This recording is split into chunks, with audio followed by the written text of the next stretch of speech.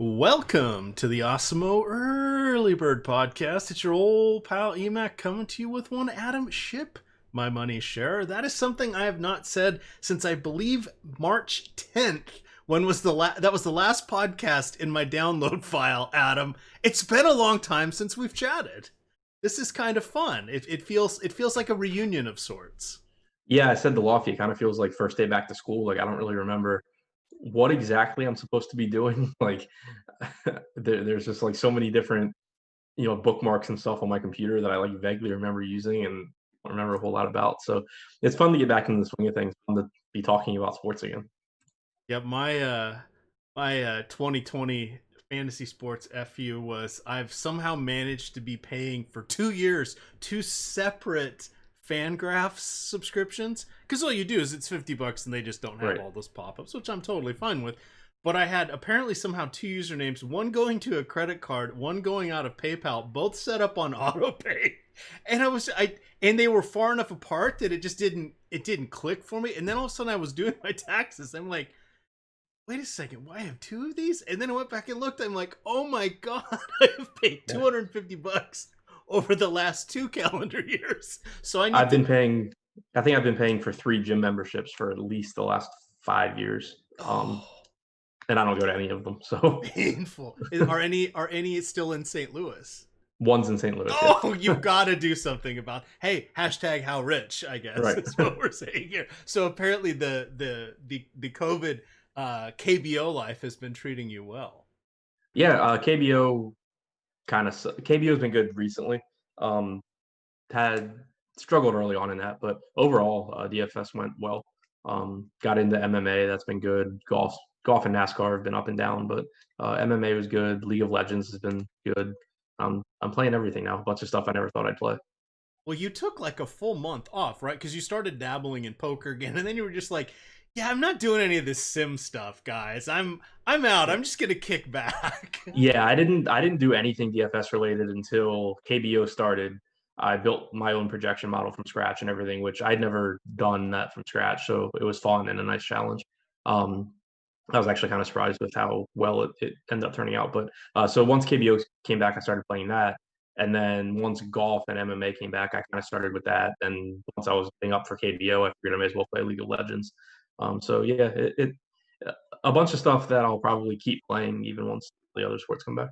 Yeah, some of them are, I don't want to say easy, but it's sort of straightforward to just play, set and forget. Like League of Legends, as long as you know who the starters are, we have enough information in the tools and the ownership. And if you're just doing Fantasy Cruncher, you can sort of set things, pick lineups, and all that. So that allowed me to kind of understand better what you and Josh and Jake and of course Alex are all doing in with the other sports, with creating way more lineups than you need, sorting them, making choosing the ones you want, sorting, knocking out obviously the lower projected ones, but also looking at some of those higher projected popularity lineups, because when you get into those, my God, there are only so many ways to go, and if the chalk hits in League of Legends, you're splitting these things 10, 12 different ways. That's even me playing in the lower stakes stuff. It's just like, oh great, I tied with 100 people today. That's awesome. Yeah, the ownership and everything ends up being really concentrated in sports like that. Yeah, so we'll see. Golf, I'm looking forward to being done with 4 full week golf, the 4 day golf. I will say, had nice little runs here with weekend golf, which is the Saturday Sunday version, and also on day 3 and day 4 of the single game contest. And I'm going to keep doing that. I'm never really one to love the showdown slates. I think it sets up very well for golf because they have the 18 holes. There's a lot of stuff that can happen. It's not like basketball or baseball or you're just looking for luck. It feels like there's a little more strategy in that. Yeah, I like the golf showdown slates. I think round 4 is my favorite because you get the strategy of the finishing position, but the finishing position is not really weighted all that heavily. So I think people tend to overvalue the guys at the top of the leaderboard normally. So I think there's an edge there. That was actually my best golf slate so far. Was just I had a big round 4 slate. So yeah, I've enjoyed it. Yeah, and then hat tip there to Rinpack, one of our behind the scenes guys, does a lot of basketball. Had a 6-figure golf win last weekend. I believe he took down the $5 contest for 100,000. So nice work for him. I was messaging him yesterday, and he said, "Yeah, I think I'm going to be done with golf. It's not going to get any better than this. I was just screwing around because I was bored." He said, "I'm ready for basketball to start up." I'm like, I wouldn't mind being bored and making 100K, but there we are. But quick plug for the site, because hey, we're talking about this. These are all our coworkers, and we use all of the stuff here that is put together from Alex Baker, number one ranked gamer in the world, Awesemo himself. But we've got two fun ones here. We've got, if you're just into baseball, we've got promo code Manfred, as in Rob Manfred. I'd make a Manfred Man in his Earth Band joke, Adam, but you wouldn't get it. So Blinded by the Light, you may have heard of it, that song. In any event, Manfred is the code that gets you half off your first month of MLB premium content. Now that's 31 days for $25. The season is 70 days, so you're getting half the season basically of baseball for $25. Promo code Manfred. The other, and that ends today when you're hearing this. That ends Friday night. So it's kind of the full slate opening day. The other one we have is called Restart, and that gives you half off 1 month of everything. And everything is starting next Friday because MLB will be joined by NBA. We also have NHL coming along. We've got golf. We've got NASCAR. We've got League of Legends. All the stuff Adam and I have just been talking about. That's all in there too. That's promo code RESTART, and you get 30 days for $45. Check that out. All right, Adam, let's since we're just getting up to speed here, and if we are, probably most of our listeners are as well, we're just gonna do each game by game, focusing on the pitchers, just saying yay or nay, anything we want to look at. As we saw on Thursday night, hey, it's a 2-game slate. We've had all sorts of time to get ready for this. Oops, Juan Soto tests positive for COVID, and then we have Clayton Kershaw going basically on the DL, and Dustin May getting the start after he had already been sent off yesterday to wherever their alternative training site is, I believe is what they were calling it. So yeah, even on a 2-game slate, Adam, what the hell? We had all sorts of moving parts here. Yeah, pretty crazy opening slate. It felt like it was getting us ready for NBA. Indeed, which is a good reminder to be prepared, because we are going to have NBA and MLB going on at the same time. Now, NBA is mostly starting at 1 or 2 or 2:30 each of the days, and they're going through a 10 o'clock tip. Each day will have between 5 and 6 games. There are 2 days that have 7. Opening night has 2, and I think there's one in there that has like 4, but that's just among the first 16 days. So what we'll want to do if you're using Fantasy Crunchers, learn how to use the Swaptimizer, because late swap is open on everything now on the big sites, because the games are stretched out so much. All right, we have 3 early games. We're not going to worry about those. The sites haven't posted anything yet. They're kind of trying to herd everybody to those games starting at 7 o'clock. We have 11 games there, so we'll check those out. Let's go here with Miami and Philadelphia first. This will be an intriguing one. We've got Sandy Alcantara going here for Miami, and then on the other side we have Aaron Nola, 9,100 there on DK. That's a very favorable price point. He's 99 on FanDuel. Talk to me a little bit about Nola going against a team that, yikes, could give San Francisco a run for their money with regards to punch and Judy hitter. Yeah, pretty good spot for Nola. You know, at home in Philadelphia, home run park, but not a lot of power in the Miami lineup. You know, you have Brian Anderson, you have Dickerson, Aguilar, you know, Cooper. They have some power, but no true real home run hitters here. And Nola, of course, just a really good overall pitcher. Solid favorite at home, favorable price tag at only 9,100. So I think looks like a pretty good spot for Nola.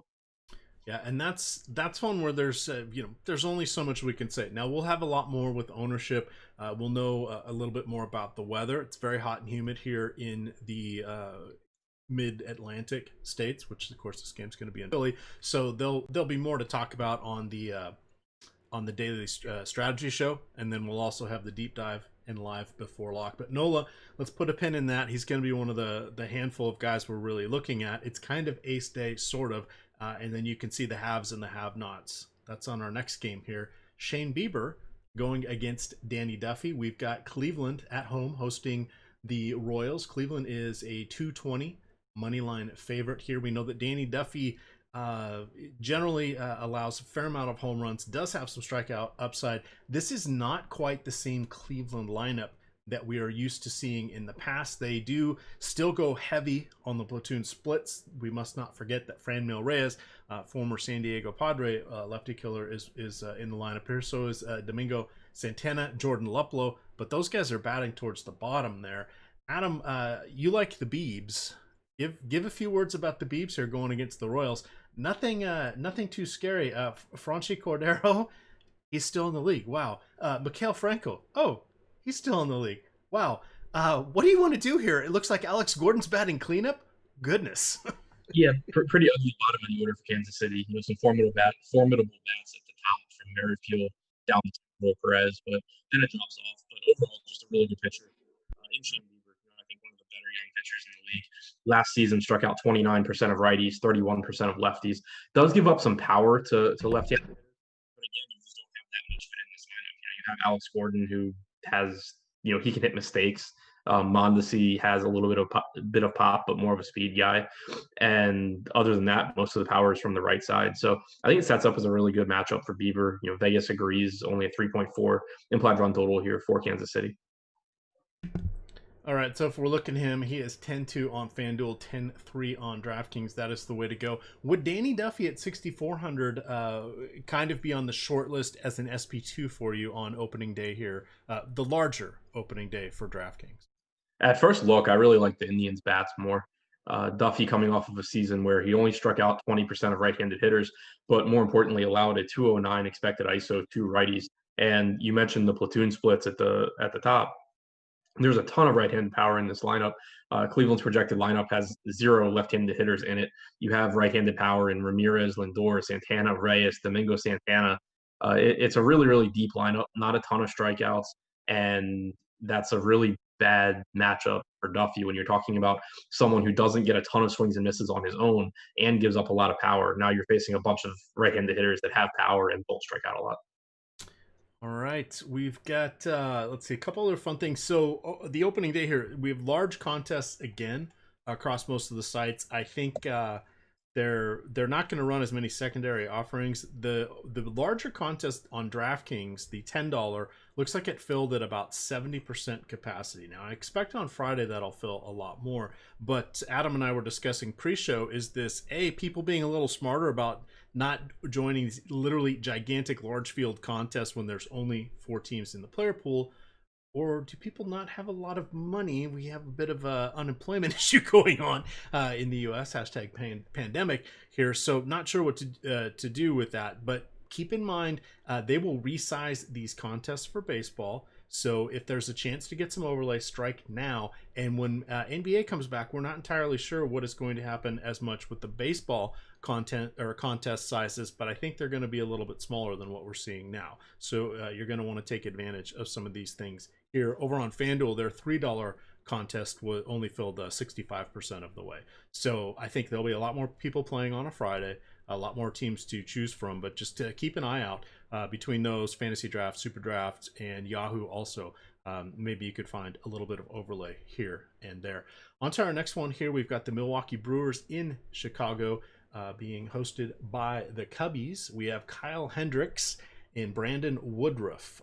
Brandon Woodruff, I'm a little bit interested in on DraftKings at 7,700. We do know he has strikeout upside, but he is very, very inconsistent.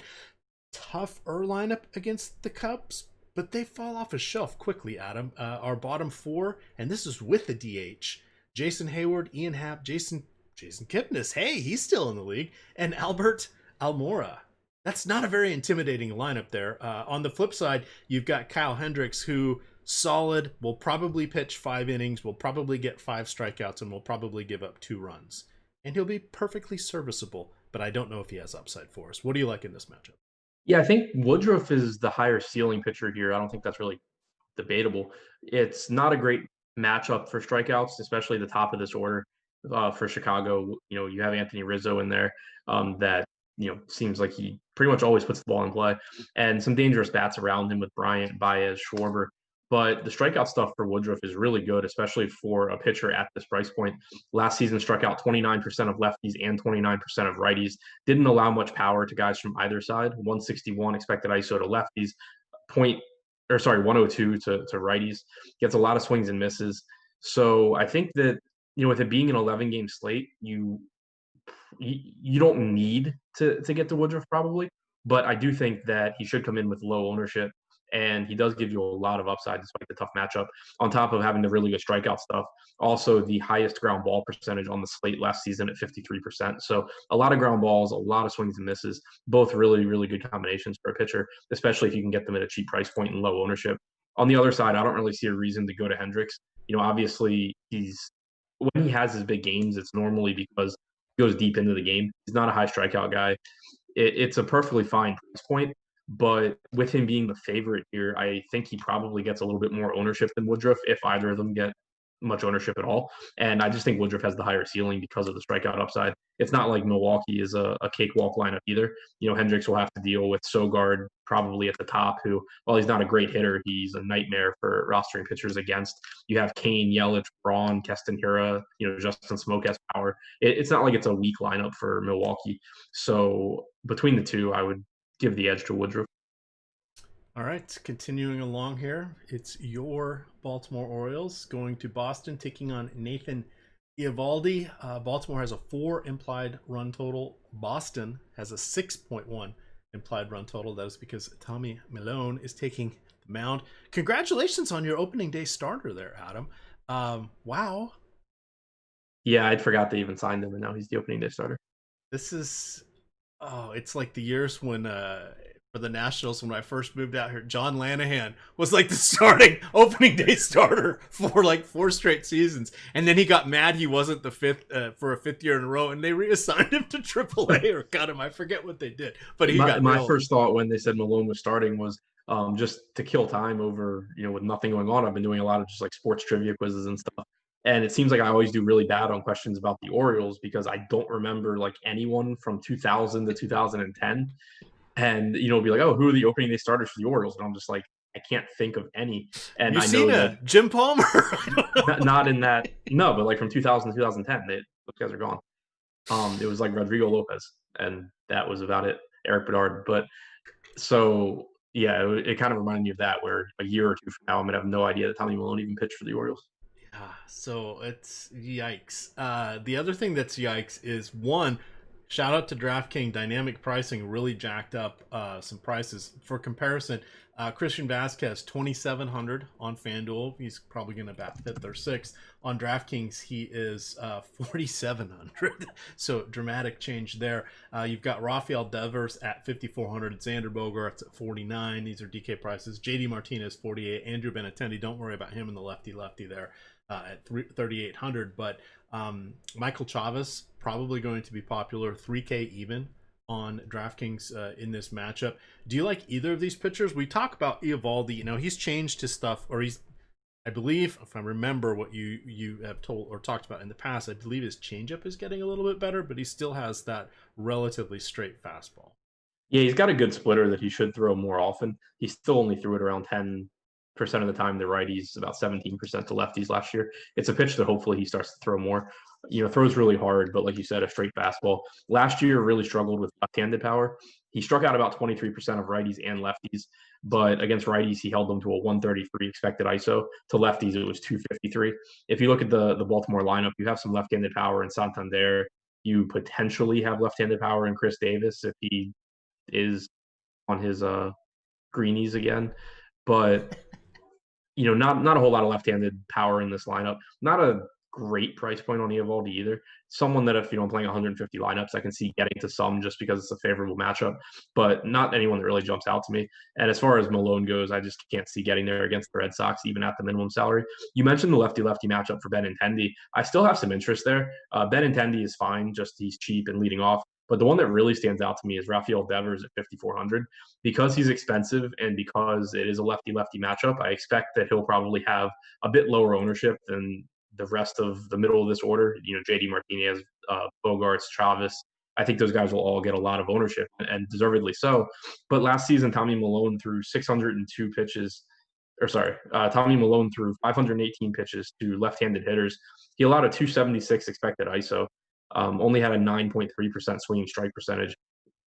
got lit up on his fastball and his slider, which are the two pitches that he throws the most. So there's really nothing there that makes me think that it's really, a disadvantage for left-handed hitters. And Devers, last year really turned the corner and became one of the better hitters in the league. So I think that he'll end up making a good contrarian tournament play. Yeah, interestingly enough, lefty-lefty matchup going back to the beginning of the last two seasons is what I'm going to cite for all of my stats here, just because I wanted more of a baseline. And I didn't really know what to do with them ramping up, almost getting ready to play, and then sitting for the better part of 4 months and then ramping up again, but in a shorter amount of time. So I'm just going here for a baseline. But Tommy Malone has allowed a 2.3 home run per 9 over the last two seasons to lefties. That's 1.92 to righties. So could be some fly balls abounding here. And Adam is right, that lofty price tag there for Devers probably will keep him a little lower. I would say mostly only in Red Sox stacks and probably in around the 5% range on DK, just because the optimizers are going to look for better price per dollar plays, and there's going to be several on the Red Sox. So you might need to make a manual adjustment or tweak to ensure you go a little over the field on that one if you're going in those stacks, because I think that's a way to get differentiation within the Red Sox stack. All right, Colorado at Texas. Texas, Adam, gonna be 95 degrees, but wait, they're in a new stadium. Wait, this stadium has a roof. So they have a retractable roof similar to what we see in Houston. So this is no longer the woohoo, it's 102 in Texas, it's 115 on the field, we're going for home run hunting. We don't really know what's going to happen with this ballpark. We also don't know how often they're going to be closing the roof. They are used to playing in the heat. There are no fans. And theoretically, it would be better if the roof was open from a transmission standpoint. I'm not a biologist or an epidemiologist, but I would think being out in open air is a little bit better from a transmission aspect for the current COVID condition. So we'll have to see if the roof is open or closed. But two intriguing pitchers here, Adam, that you've liked for a long time. German Marquez going against Texas. This is not, if the roof's closed, this is not a vaunted Texas lineup out of Joey Gallo. On the other side, you've got Lance Lynn, someone you've looked at quite a bit. Rockies on the road. If the roof is closed, all of a sudden Lance Lynn becomes interesting. These guys are at 87 and 8,900 respectively on DraftKings. They're not cheap. They're not aces. That's a price point that could get lost in the shuffle. What do you like from a skill perspective? For Lynn, he really did a good job last year of limiting production against him. In the past, he had a home run issue, particularly to left-handed hitters. He fixed that last year, only allowed a 143 expected ISO to lefties. The thing that really stands out about Lynn, though, is that even though he did a much better job of limiting damage against lefties, his strikeout numbers were elite against righties and pretty average against lefties. He struck out 35.7% of righties last year with a swinging strike percentage over 17%.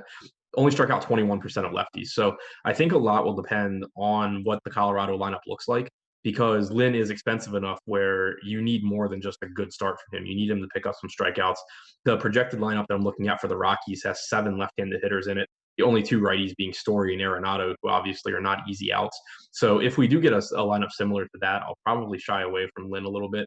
It would kind of seem like a similar spot to what we talked about with Brandon Woodruff, where there is strikeout potential, but you're paying a lot more money for Lynn. Not to mention the strikeout potential for him isn't as high, facing a bunch of lefties, whereas for Woodruff, he's pretty splits neutral in terms of his strikeouts. So I think a lot will depend on the lineup there. On the other side for Marquez, he's another one who, if you look at his numbers last year, he struck out a much higher percentage against righties than lefties, 28% of righties, 20.5% of lefties.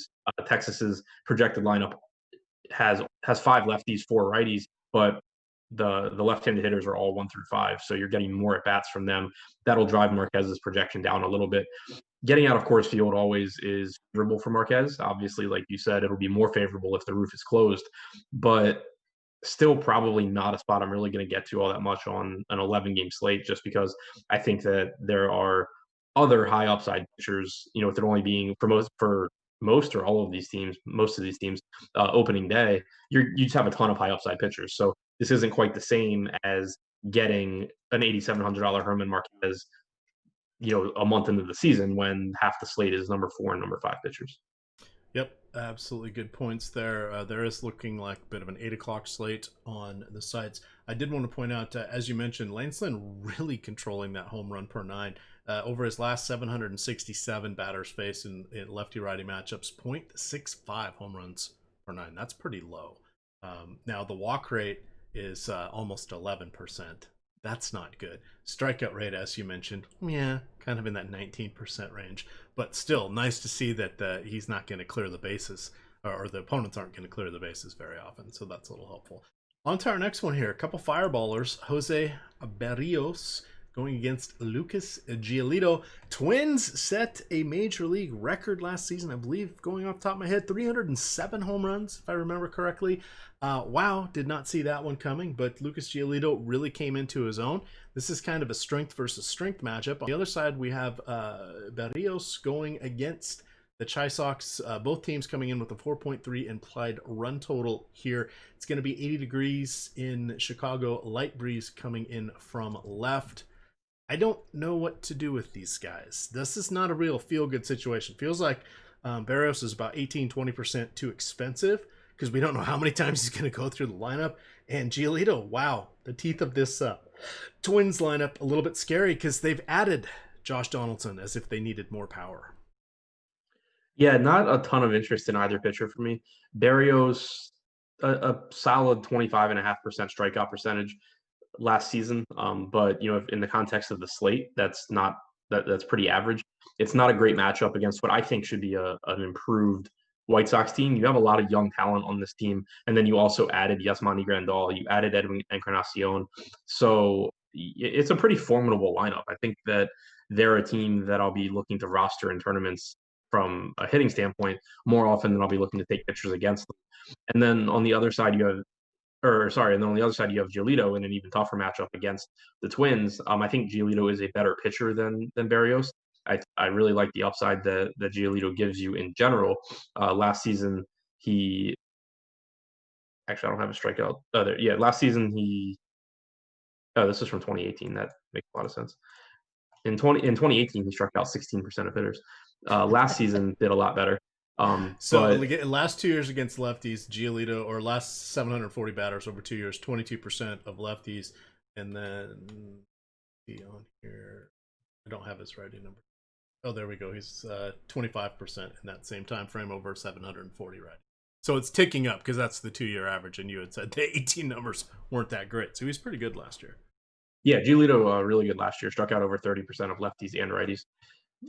Kept the ball in the park. He also, I'm double checking it now, but if I remember correctly, figured out his stolen base issue as well, which was something, he allowed 26 stolen bases in 173 innings in 2018. In 2019, he allowed 3 in 176 innings. So he used to be someone that you could just roster anyone with any semblance of speed, and if they got on base, they were going to steal.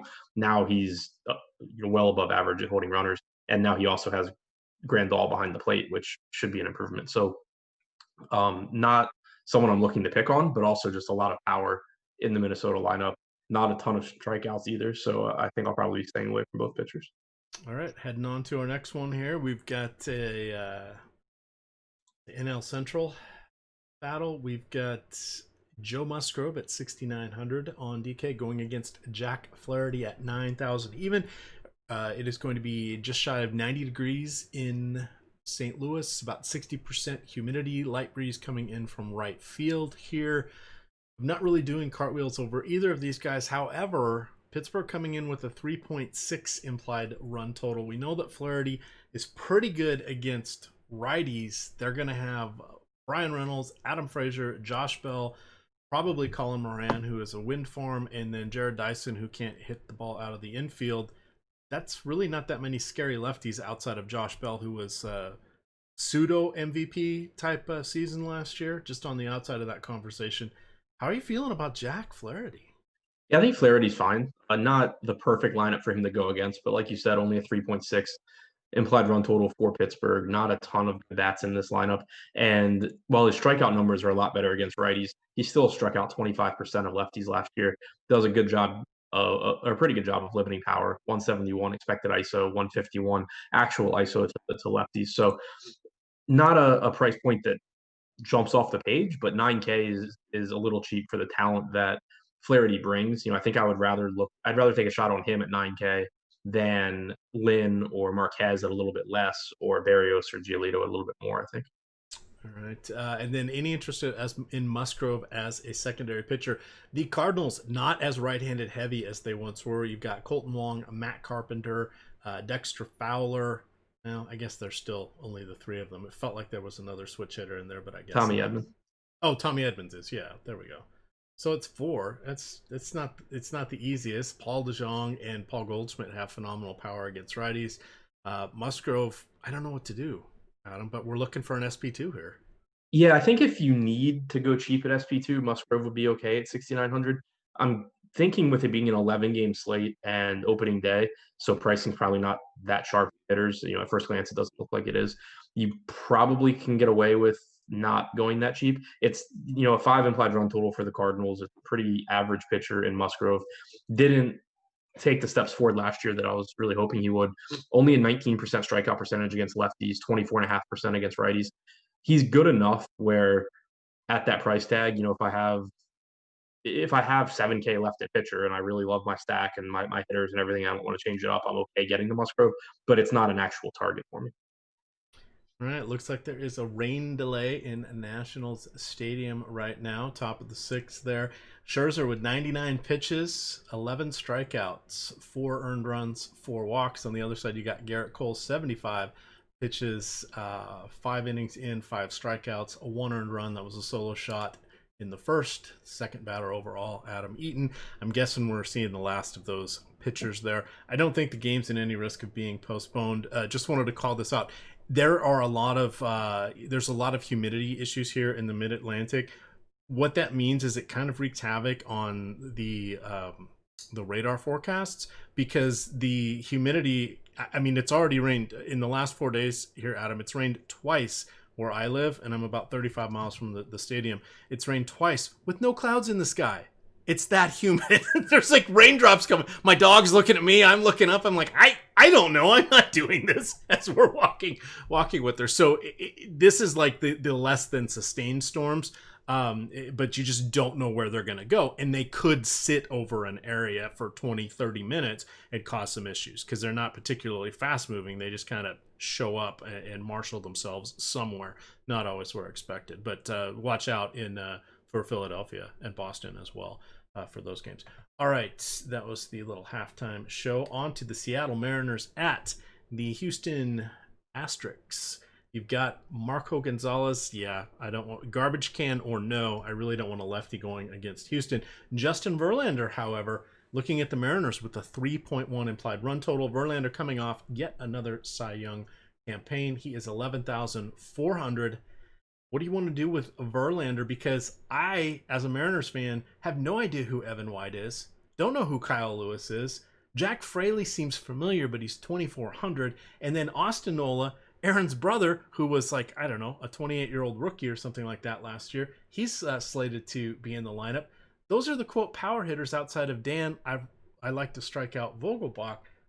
Kyle Seager, prominently in the mix. What is he, 36 now? Adam, this is not a good Mariners lineup. Yeah, I mean, obviously, I don't have projections in front of me, but at first glance, I can't see how Verlander isn't the top projected pitcher on the slate. 3.1 implied run total for Seattle. I will say that DraftKings priced him up accordingly. Anytime, like when you're talking tournaments and upside, you can obviously always make an argument to be saving $2,300 from Verlander to Aaron Nola, for example, against the Marlins. But just in terms of projection and matchup and everything, great spot for Verlander. Still a really, really good pitcher. Has a great matchup against a Seattle offense that shouldn't be any good. Predominantly left-handed offense. Last year, he struck out 39% of left-handed hitters compared to 31.6% of righties. Allowed more power to righties as well. So getting 5 lefties in the top 6 here and 6 lefties overall really isn't a bad thing for Verlander. So I don't see any reason to shy away from him outside of potential roster construction issues. You know what? I think I would take a 44-year-old Ichiro over Fraley, White, or Nola at this point. He can't do any worse, can he? Jeez. Wow, what a lineup. All right. Going for the Astros, their usual lefty dominating lineup. Springer, Altuve, Bregman. Let's see who's missing. Oh yeah, Alvarez. I'm not sure why he's away from the team. There are, I don't know if it's actually come out, but I think that could mean COVID. Some people are just not saying, and per their rights, they absolutely do per HIPAA laws. But he hasn't been with the team yet. But they're not going to miss a beat in this one. DK's got him priced relatively well with Altuve at 5, Springer at 5.6, Bregman at 5.3, paying a premium here. Heck, even Aledmys Diaz batting 8th is 4,000 even. What would you consider with the Houston squad here? Let's see, it is going to be 84 degrees in Houston, so they probably won't have the roof closed. Adam is working on his microphone. Mike came undone. Yeah, I think all the Houston bats are fine here. Obviously, a good home run park, particularly for right-handed power when you can pull the ball. Marco Gonzalez doesn't throw hard, gives up a lot of pulled fly balls. So from a ballpark standpoint, a pretty tough spot for Gonzalez. All right, 3 to go here. This is 9, 9:40, and 10 o'clock. Kind of a little bit of a night slate. And wrapping up the full slate here. Madison Bumgarner making his debut with Arizona. They are in San Diego. We are looking at a nice 69-degree temperatures there. Slight cross breeze of about 7 miles going from third to first base. Nothing overly exciting there. On the other side, you've got Chris Paddock, 8,600, going against Arizona. Arizona's got a couple new faces here. They traded for Starling Marte. He is going to be leading off. Kettle Marte, no relation, should be batting second. We still got David Peralta. Christian Walker does have a lot of power. And then Cole Calhoun, the really poor man's homeless man's Mike Trout, but he has a little bit of pop, loves to strike out, loves to not make contact, but a little bit of pop there. I really don't like either side. I'm really not excited about either pitcher. Maybe I get the Paddock on that late slate. What are you seeing in this one? I like the right-handed power from the Padres. Madison Bumgarner is a pitcher that for years now has kind of lived off of his name, reputation, and the fact that he pitched his home games in San Francisco. Now his home games will still be in a pitcher's park in Chase Field, but this game is in San Diego. It's not supposed to be as hot there as it is in some other places, so the ball won't carry quite as much. But for several years, Bumgarner's numbers outside of San Francisco have been pedestrian at best. And that goes for last season as well. Outside of San Francisco, he allowed a 349 WOBA, 15 home runs. That's compared to a 261 WOBA at home. And against righties, he allowed a 365 WOBA. So I think there's a lot of upside for guys like Fernando Tatis, Myers, Machado, Pham. You can use Ty France as a value play, same price point as Michael Chavis from Boston. So, potentially a pivot there. But really, the top 4 in that lineup for San Diego, I think, look really good against Bumgarner. And then on the other side, you have Paddock, who last year put up really good numbers as a rookie. One concern with him was that he typically wasn't going deep into games, not because of an efficiency issue so much as they just clearly weren't looking to push him. So we'll have to see kind of how that goes this year. Struck out 30% of righties, 24% of lefties last year. A pretty decent Arizona lineup. It's not the best, but there's not a lot of guys that you're walking over in this lineup either. So Paddock kind of just falls into that same category with like German Marquez for me. All right, I'm just looking here. San Francisco. I think it's going to be Jeff Samardzija pitching. I say that hesitantly. A couple sites don't have anything up. ESPN does have Jeff Samardzija. On the other side, we're going to have Ross Stripling. Let's see. If you are looking for cheap bats, San Francisco could help you out there, particularly if Alex Dickerson bats cleanup again. He is on Thursday night here. He is 3,400 on DK. I don't mind Mike Yastrzemski. Yastrzemski, he and his grandfather have combined for over 730 home runs, Adam. Of course, he made his debut last year as a 29-year-old rookie. He is going to be 30 here shortly. Wow. He was a plucky hitter, but he's 30, and he has less than 500 MLB plate appearances. Bloodlines or not, that feels a little sketch. On the other side, you've got the Dodgers. They need no introduction. They're going for their 8th straight NL West title. What's popping for you in this game? Let's assume it's Samardzija and, of course, Ross Stripling is listed. Yeah, so I mean, if you get Samardzija, I mean, the Dodgers really are going to be good plays no matter who's pitching. But Samardzija is not someone that would scare me off the Dodgers, especially with how much left-handed power they have in that lineup. And then you add Mookie Betts to it as well. So the Dodgers are a team that you pretty much can play every day, and this wouldn't be any exception. Stripling, if you can get him at a cheap price point on a site, I think is a decent option. He's a good pitcher. It's a bad San Francisco lineup. At 7,900 on DraftKings, the concern I would have is how deep Stripling will go into the game. He typically doesn't have that long of a leash. So, again, we'll have to keep an eye on kind of how these teams handle their pitchers in the shorter season. But at 7,900 on DraftKings, it feels like he's priced kind of towards his ceiling as opposed to his floor. I think that going to someone like Brandon Woodruff for $200 less probably gives you a little bit more upside. Did you know, speaking of Orioles, Mike Yastrzemski drafted by the Orioles in the 14th round of the 2013 draft? Out of Vandy. Yes, look at that. Nice one, Adam. It took him a long time to make his debut, but there we go. Last game of the night. Interesting one here from a pitching perspective. Andrew Haney at 8,000 even on DraftKings. Been dealing with injuries on and off for the last several seasons. Never quite got everything put together. Perhaps this could be the year. We know the Athletics are very good at getting the best out of their players from a platoon perspective, and they do have power, but they do strike out. So he will see the majority of the lineup is going to be righties. You will get Matt Olson, who is just fine in lefty-lefty matchups, but I think Andrew Haney is going to be one of your top 5 most owned pitchers on the 2-pitcher sites. Adam, how you feeling about it? I can't get to Haney here just because Oakland has so much right-handed power.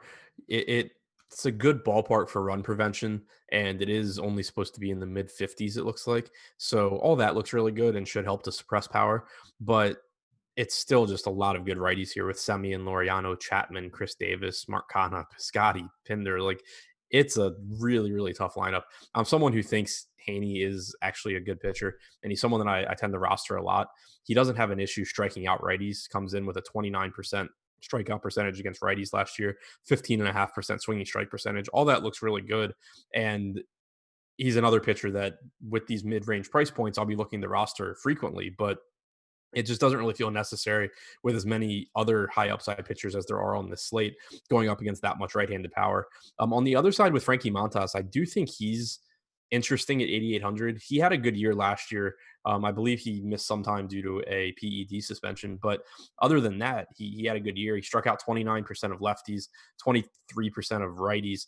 I also saw from, I think it was the Pitching Ninja Twitter account, some stuff about him working in the offseason on getting better extension and making some improvements there. So it'll be something to keep an eye on, kind of what his numbers look like early on in the season. But only a 3.9 implied run total for the Angels. Definitely a tough team to strike out, particularly at the top. Fletcher's a low K guy. You have a lot of power, of course, in Trout, also Shohei Ohtani. Justin Upton has power. So, and then getting to the bottom of the order, Pujols, while he's a corpse, he's still tough to strike out. Andrelton Simmons, tough to strike out. So not a great matchup, but, another guy where if you are playing 150 lineups, you probably should be getting some Montas just because of the upside that he brings.